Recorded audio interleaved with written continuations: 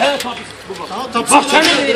Bahçedir masal. 5 metrenin var mı? Bahçe var tabii. Bahçe abi önce bırakmasaydı olurdu. Önce de geç. Önce ama biz dışarıda geldik. Önce de geç.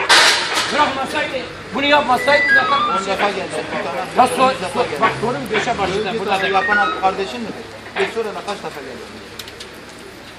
ne git yap, önce de git yap. Kaç defa geldi hacı? Selam aleyküm. Selam. Bugün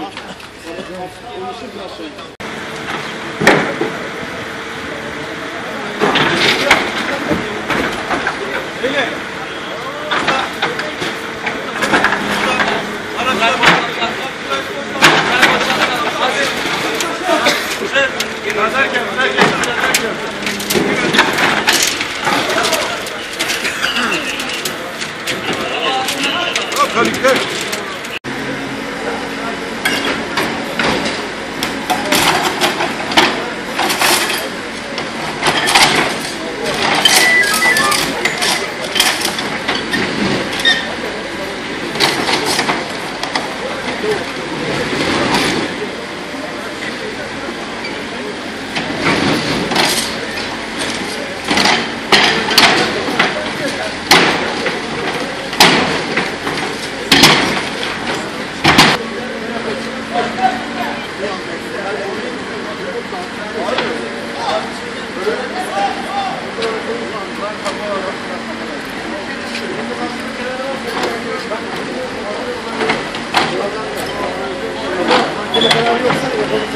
Mahkeme aile mahkemesi var.